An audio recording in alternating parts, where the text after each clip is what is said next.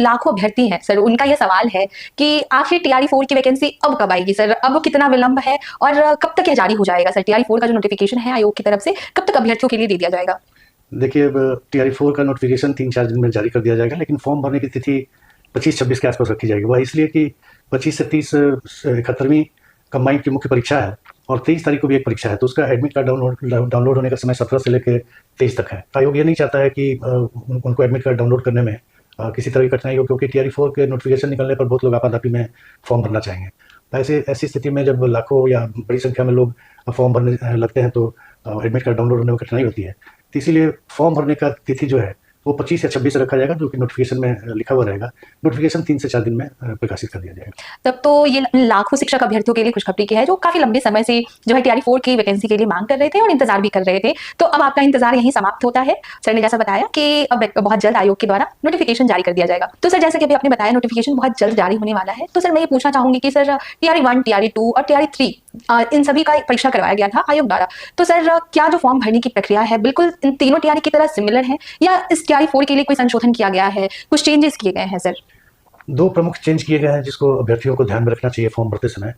इस बार फॉर्म भरने के समय ही 38वां जिला का चॉइस उनको देना होगा। वह सावधानीपूर्वक भर देंगे, क्योंकि अगर मान लीजिए आप 30 जिला का चॉइस देते हैं और रैंक के हिसाब से वर्ग 6 से 8 के लिए आपने अप्लाई किया है और रैंक के हिसाब से आपको 32वां या 33वां जिला मिल रहा है, और अगर फॉर्म में आपने 30 ही जिला भरा है तो फिर आपका नहीं होगा। ये ध्यान रखिएगा। ये बिल्कुल कंबाइंड की तरह है कि अगर आपने केवल डिप्टी कलेक्टर डीएसपी का चॉइस दिया है और रैंक के हिसाब से आपको रजिस्ट्री या फिर अन्य कोई सेवा मिल रही है, लेकिन आपने चॉइस ही नहीं दिया, तो आपका कंबाइंड में नहीं होगा। उसी तरह यह ध्यान रखना है, ये एक इंपॉर्टेंट बात है कि 38वां जिला का चॉइस जो अभ्यर्थी चाहते हैं वो भर दें, या कम से कम 2-3 जिला नहीं चाहते हैं उसको छोड़कर अधिकांश जिला का चॉइस भर दें। ये एक परिवर्तन किया गया है।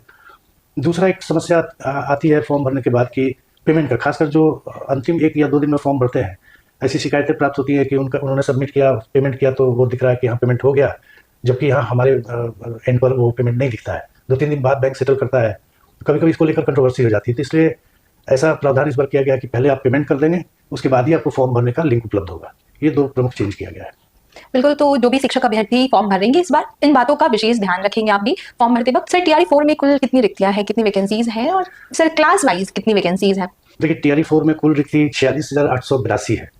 इसमें 4 विभागों की रिक्तियां हैं। पिछड़ा एवं अति पिछड़ा वर्ग कल्याण विभाग में प्रारंभिक शिक्षक में 63 रिक्ति है, प्रधानाध्यापक में 9 रिक्ति है, माध्यमिक शिक्षक टीजीटी जो होते हैं वो 98 रिक्ति है, उच्च माध्यमिक शिक्षक पीजीटी जो होते हैं उसमें 189 रिक्ति है। उसी तरह अनुसूचित जाति अनुसूचित जनजाति कल्याण विभाग में वर्ग 1 से 5 में 239 रिक्ति है, वर्ग 6 से 10 में 316 रिक्ति है और वर्ग 11-12 में 489 रिक्ति है। प्रधानाध्यापक में 14 रिक्ति है। शिक्षा विभाग में माध्यमिक वर्ग 9 और 10 में 9,082 रिक्ति है। उच्च माध्यमिक यानी 11वीं और 12वीं में 16,774 रिक्ति है। प्राथमिक विद्यालय वर्ग 1 से 5 में 10,778 रिक्तियाँ हैं। मध्य विद्यालय वर्ग 6 से 8 में 8,583 रिक्ति है। और अंतिम में अल्पसंख्यक कल्याण विभाग में माध्यमिक वर्ग 9 से 10 में 98 रिक्तियाँ हैं, उच्च माध्यमिक वर्ग 11 से 12 में 180 रिक्तियाँ हैं और प्रधानाध्यापक में 9 रिक्तियाँ हैं। कुल मिलाकर 46,882 रिक्तियाँ हैं। सर इसी के साथ हमारा आखिरी सवाल ये होगा कि इस पूरी प्रक्रिया के दौरान जो फॉर्म भरना है टीआरई 4 का, तो सर अभ्यर्थियों को किन बातों का विशेष ध्यान रखना है? सबसे पहले मैं कहना चाहूँगा कि फॉर्म भरने के 3 पार्ट हैं। पहला ओटीआर है, दूसरा प्रोफाइल है और तीसरा फॉर्म है।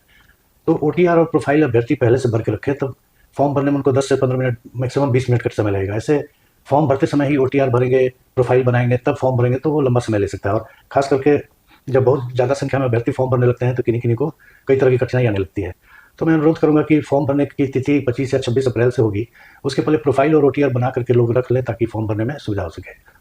दूसरी बात है कि फॉर्म के सभी फील्ड को बहुत सावधानीपूर्वक भरें। अक्सर ये कंप्लेन देखने को मिलती है कि मैंने आधार नंबर गलत कर दिया, मेल आईडी गलत भर दिया, पिताजी के नाम में गलती हो गई। तो एक्चुअली ये सब सुधारने का फिर मौका दिया जाना आयोग द्वारा भी संभव नहीं है। तो ये सब भी बिल्कुल ध्यान से भरें। मोबाइल नंबर भी जो देते हैं सभी डिजिट जांच लेके सही ढंग से भरा गया है।